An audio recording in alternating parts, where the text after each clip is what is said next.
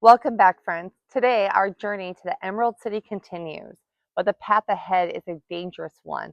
In Chapter 8 of The Wonderful Wizard of Oz, our heroes must cross the beautiful but deadly poppy field. Let's see if they make it through.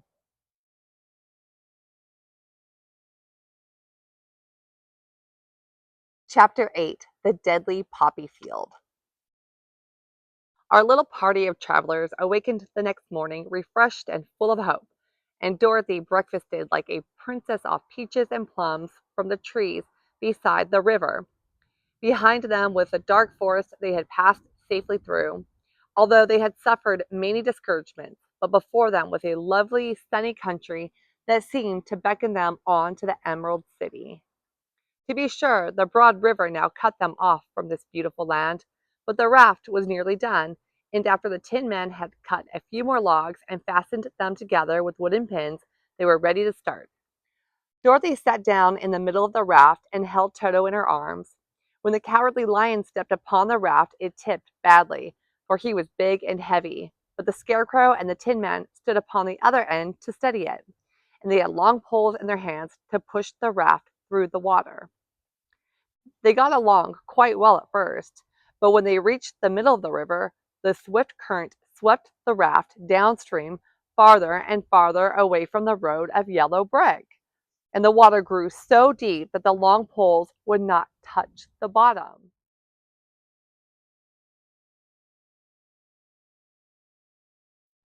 "This is bad," said the Tin Man, "for if we cannot get to the land, we shall be carried into the country of the Wicked Witch of the West, and she will enchant us and make us her slaves."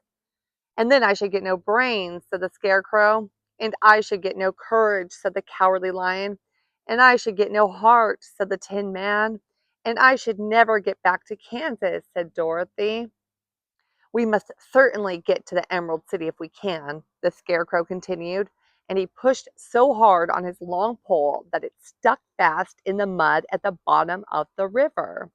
Then before he could pull it out again or let go, the raft swept away, and the poor Scarecrow was left clinging to the pole in the middle of the river. "Goodbye," he called after them, and they were very sorry to leave him. Indeed, the Tin Man began to cry, but fortunately remembered that he might rust, and so dried his tears on Dorothy's apron. Of course, this was a bad thing for the Scarecrow. "I am now worse off than when I first met Dorothy," he thought. "Then I was stuck on a pole in a cornfield, where I could make believe scare the crows, at any rate. But surely there is no use for a scarecrow stuck on a pole in the middle of a river. I'm afraid I shall never have any brains, after all."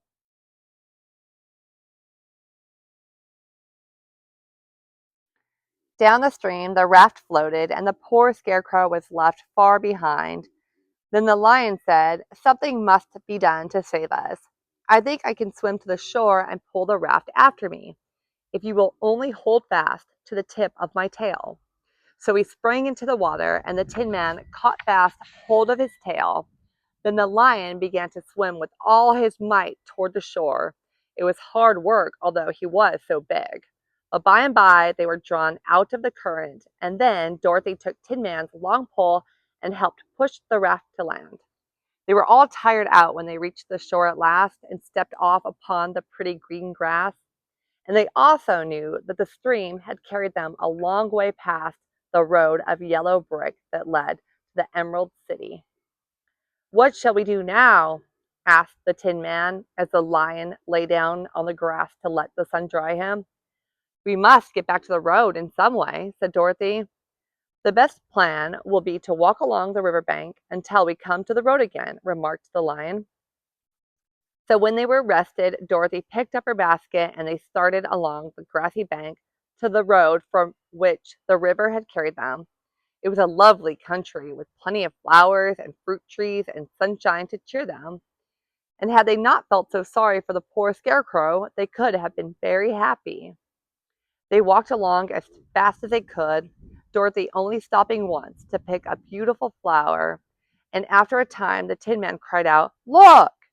Then they all looked at the river and saw the Scarecrow perched upon his pole in the middle of the water, looking very lonely and sad.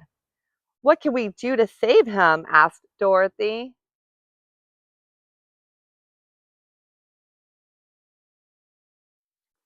The lion and the tin man both shook their heads, for they did not know. So they sat down upon the bank and gazed wistfully at the scarecrow until a stork flew by, who, upon seeing them, stopped to rest at the water's edge. "Who are you, and where are you going?" asked the stork. "I am Dorothy," answered the girl, "and these are my friends, the Tin Man and the Cowardly Lion, and we are going to the Emerald City."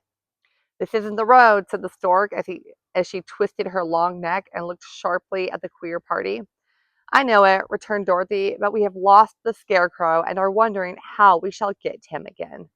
"Where is he?" asked the stork. "Over there in the river," answered the little girl.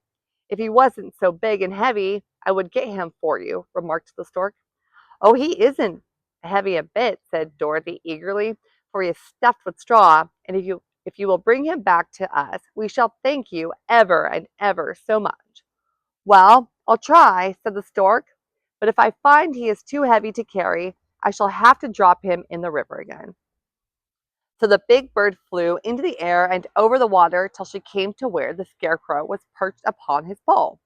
Then the stork, with her great claws, grabbed the scarecrow by the arm and carried him up into the air and back to the bank where Dorothy and the lion and the Tin Man and Toto were sitting. When the scarecrow found himself among his friends again, he was so happy that he hugged them all, even the lion and Toto. And as they walked along, he sang "Toldy Ree Dee Oh" at every step. He felt so gay.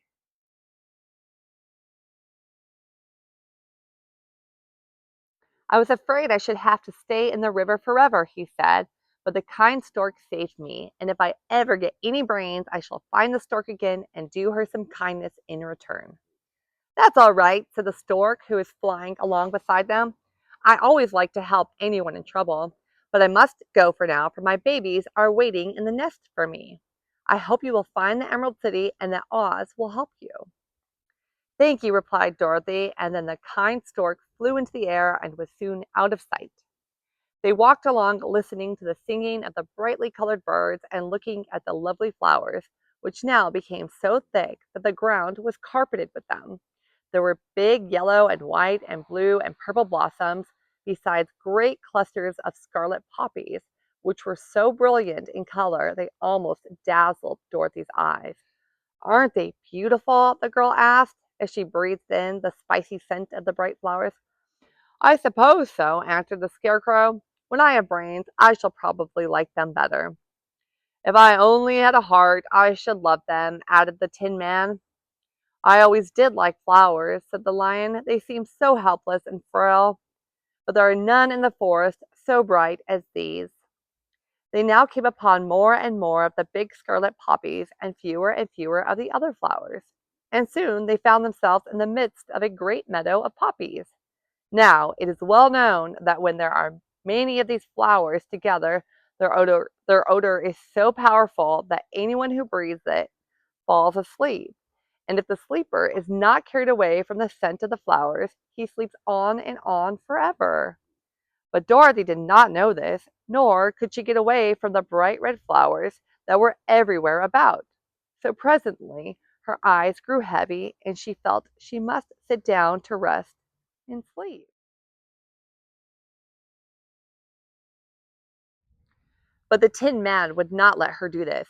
"We must hurry and get back to the road of yellow brick before dark," he said, and the Scarecrow agreed with him. So they kept walking until Dorothy could stand no longer. Her eyes closed in spite of herself, and she forgot where she was and fell among the poppies, fast asleep. "What shall we do?" asked the Tin Man. "If we leave her here, she will die," said the lion. "The smell of the flowers is killing us all. I myself can scarcely keep my eyes open, and the dog is asleep already." It was true. Toto had fallen down beside his little mistress, but the Scarecrow and the Tin Man, not being made of flesh, were not troubled by the scent of the flowers. "Run fast," said the Scarecrow to the lion, "and get out of this deadly flower bed as soon as you can. We will bring the little girl with us, but if you should fall asleep, you are too big to be carried." So the lion aroused himself and bounded forward as fast as he could go. In a moment, he was out of sight. "Let us make a chair with our hands and carry her," said the scarecrow. So they picked up Toto and put the dog in Dorothy's lap. And then they made a chair with their hands for the seat and their arms for the arms and carried the sleeping girl between them through the flowers. On and on they walked, and it seemed that the great carpet of deadly flowers that surrounded them would never end. They followed the bend of the river and at last came upon their friend the lion, lying fast asleep among the poppies. The flowers had been too strong for the huge beast, and he had given up at last and fallen only a short distance from the end of the poppy bed, where the sweet grass spread in beautiful green fields before them. "We can do nothing for him," said the Tin Man sadly, "for he is much too heavy to lift. We must leave him here to sleep on forever, and perhaps he will dream that he has found courage at last." "I'm sorry," said the Scarecrow. "The lion was a very good comrade for one so cowardly. But let us go on." They carried the sleeping girl to a pretty spot beside the river, far enough from the poppy field to prevent her breathing any more of the poison of the flowers. And here they laid her gently on the soft grass and waited for the fresh breeze to waken her.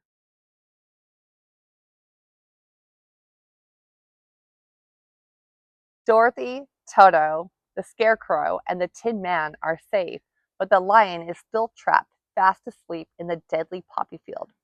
Our friends had to leave him behind for now. What will happen to the cowardly lion? We'll find out in the next chapter. Thank you for joining me today. If you like this video and want to see more, don't forget to like, subscribe, and share with a friend. Bye.